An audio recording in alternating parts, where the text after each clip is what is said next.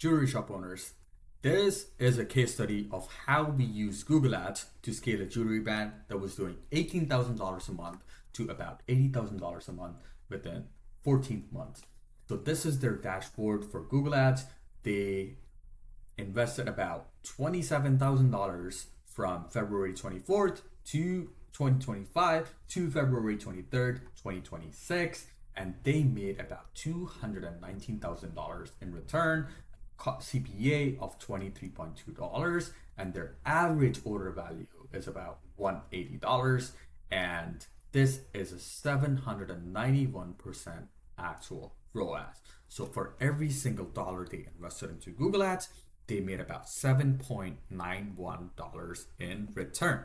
In this video, I'm going to walk you through the exact campaign structure and how we optimize this jewelry brand's ad account to target the right customers and scale this business from $18,000 a month to $80,000 a month.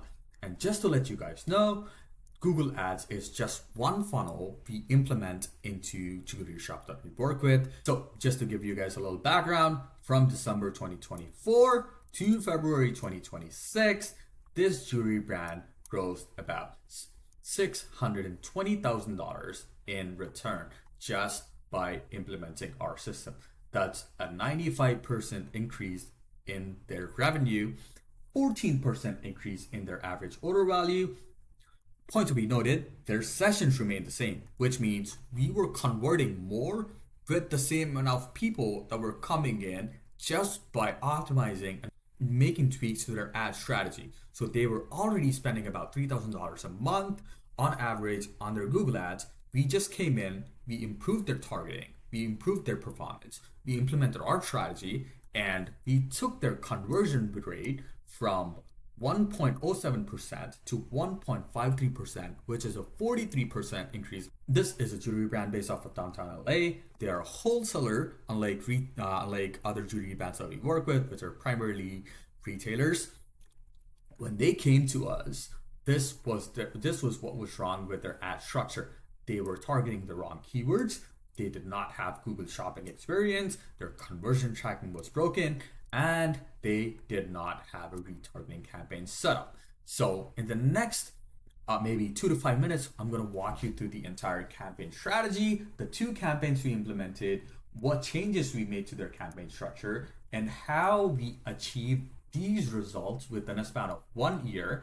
So when they came to us, they had a search campaign that was running, but the search campaign was targeting retail customers. So, which was why they had very little conversions. So when retailers are going to the shop, they're looking at a minimum purchase value and they're bouncing, which tells Google that, hey, these ads are not performing, right? So you're feeding the wrong data into Google, hence Google's optimizing for more retailers. When we came in, we figured out that we were targeting the wrong audience and the wrong keywords, and we implemented the bottom of the funnel keywords. So these bottom of the funnel keywords are the keywords that people are looking for when they're trying to look for something very specific. So gold-plated jewelry wholesaler is a bottom of the funnel keyword.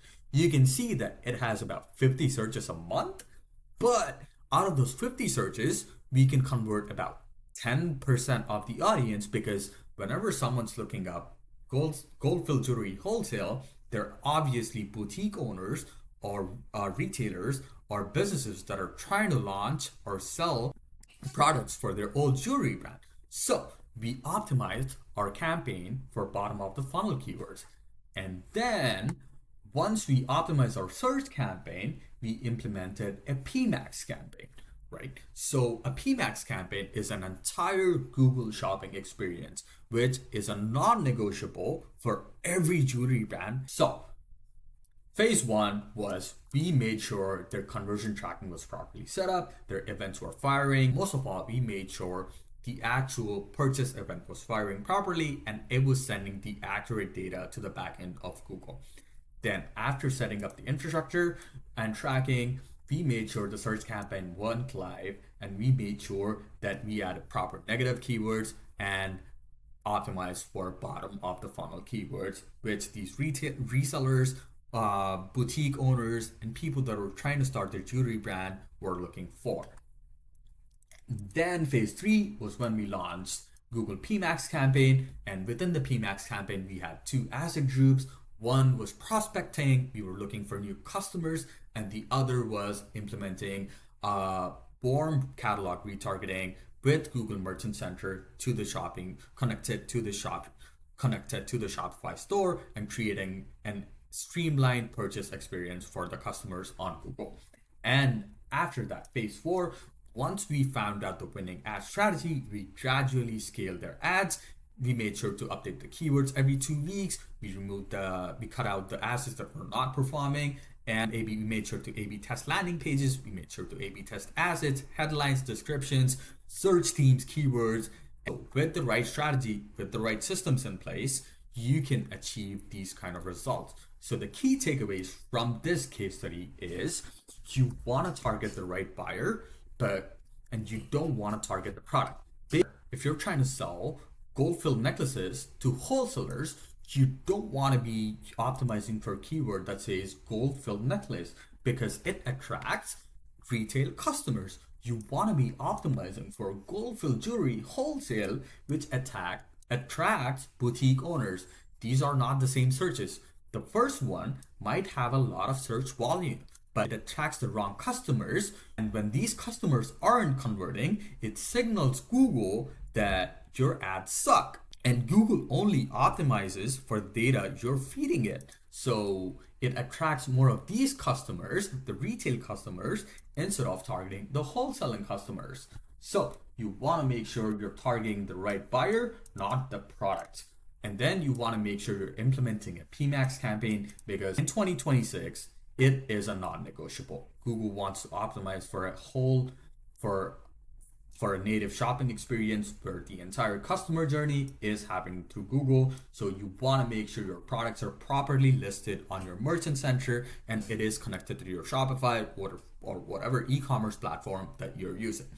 Then you want to make sure you're matching the right targeting and the right timeline for the audience. So if you're running a retargeting campaign, we found out that for wholesalers, it is from 2 to 4 weeks. So you want to make sure you're capturing and optimizing this retargeting campaign for the right window.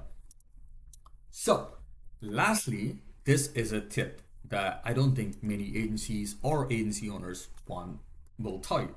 You want to make sure you're optimizing your Google ads along with SEO. So you want to make sure you're doing SEO and Google ads together.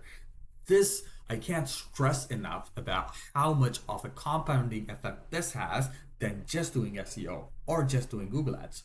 So we did their SEO combined with the search campaign, and they ranked for 4 keywords that bring them about $20,000 in additional revenue just on autopilot. So you want to make sure that you're targeting the right keywords, and you want to make sure you're optimizing your landing pages. You want to make sure you're creating backlinks, internal links, FAQ section. You want to make sure you're implementing a schema on the back end, and all these little details matter and they produce a compounding effect. And if you want this kind of system and Google ad performance for your business, jewelry brand, go to thesproutmedia.com and book a call. Me and my team will hop on a call with you. We'll dive through your ad account, show you what the leaks are, and give you a strategy as to what you can do to help scale your brand.